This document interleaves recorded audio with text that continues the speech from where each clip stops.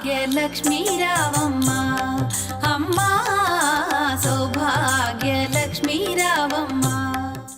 అనుగ్రహం లోపలికి పుచ్చుకున్నావు, అది 6వ వంతు మనస్సుగా మారుతుంది. ఆ మనసులోంచి దరిద్రాన్ని పోగొట్టుకోవడానికి పరిష్కారం కూడా లోపల నుంచి ఆలోచనగా వస్తుంది. ఈశ్వర ప్రసాదం తింటే అందులోంచి ఆలోచన వస్తుంది. ఆ ఆలోచనే సమస్యని పరిష్కారం చేస్తుంది. మళ్ళీ శాంతి పొందావు.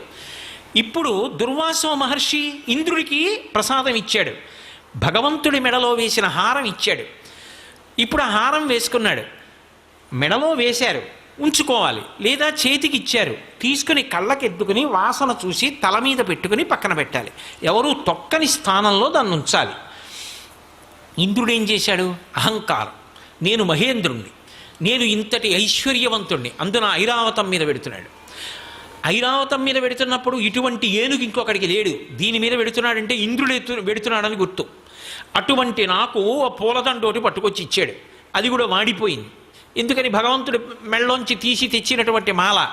ఈ మాల పెద్ద విషయం ఏముంది అని తీసి ఆ ఏనుగు కుంభస్థలం మీద పడేశాడు. కాబట్టి ఇప్పుడు ఏమైంది? ఆ ఏనుక్కి ఏం తెలుస్తుంది? ప్రసాదం ఏనుక్కి తెలియదుగా. అది తొండం పెట్టి లాగింది దండని, అది పూలహారం, అది తినదది. కాబట్టి అదేం చేసింది? దానిది చాంచల్య బుద్ధి, అది కింద పారేసి కాలుతో తొక్కింది. చూశాడు దుర్వాసో మహర్షి, ప్రసాద తిరస్కారం చేశావు, నేను తెచ్చినది ఏమిటో నీకు అర్థం కాలేదు.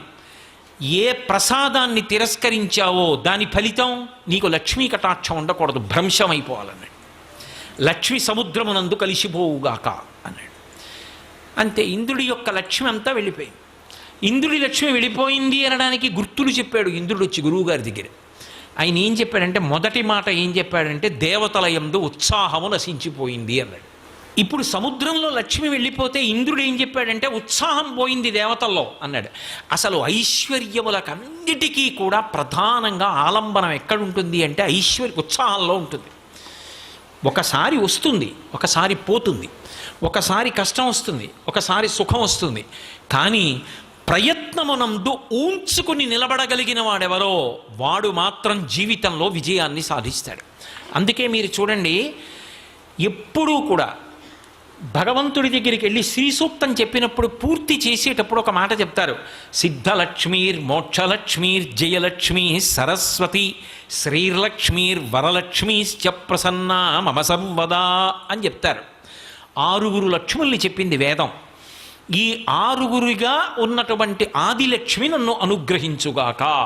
ఏవి 6 రూపాలు? నే చెప్పినవి కావు, శ్రీ సూక్తం వేదప్రోక్తం, వేదం చెప్పిన లక్ష్ములు. అవి మొట్టమొదటిది సిద్ధలక్ష్మి, మోక్షలక్ష్మి, జయలక్ష్మి, సరస్వతి, శ్రీర్లక్ష్మి, వరలక్ష్మీశ్చ ప్రసన్నా మమ సర్వదా. నా యందు ఎప్పుడూ అనుగ్రహమును కటాక్షించుగాక. లక్ష్మి యొక్క ఈ 6 రూపములు. ఇందులో చిట్ట చివర చెప్పబడిన లక్ష్మి వరలక్ష్మి. మీరు ఎందుకు ఈ క్రమాన్ని వాడింది వేదం? ఇలాగే ఎందుకు చెప్పాలి? శ్రీ సూక్తంలో ఈ లక్ష్ముల యొక్క స్థానాల్ని మార్చి చెప్పకూడదా? కాదు, ఇందులో పూల దండ గుదిగుచ్చినట్టు అంతర్లీనమైన రహస్యం ఒకటి ఉంది. సిద్ధలక్ష్మి, ఒక కార్యం సిద్ధించిందండి అంటాడు. అమ్మయ్యా, మొత్తానికి సిద్ధించిందండి అంటాడు. అందుకే విఘ్నేశ్వరుడు భార్యల్లో సిద్ధి బుద్ధి. సిద్ధించింది అంటే దాని అర్థం ఏమిటో తెలుసా? నేను అనుకున్నటువంటి కార్యం పూర్తయిపోయింది. నేను అనుకున్న కార్యానికి మొట్టమొదటి రూపం ఏమిటి? సంకల్పం కదా. ఇప్పుడు నేను ఇక్కడ ప్రవచనం చెయ్యాలి అనుకున్నాను. ఈ ప్రవచనం చెయ్యాలి అని నేను ఇక్కడికి బయలుదేరి వచ్చినప్పుడు మొట్టమొదట దానికి అంకురం ఏమిటి అంటే ఒక సంకల్పం. ఇప్పుడు ఉద్ధాన పతనాలు అంటే ఒక సంకల్పం మొదలై సంకల్పానికి ఆటు పోటు వస్తాయి. ఒకటి కలిసి వస్తుంది, ఒకటి ప్రతిబంధకం వస్తుంది. ఈ రెండిటి మధ్యలో నలుగుడు పడకుండా నేను సాధించి తీరుతానని తిరుగులేనటువంటి సంకల్పంతో నిలబడగలవా? ఆ నిలబడగలిగితే సంకల్పం పూర్తయిపోతుంది.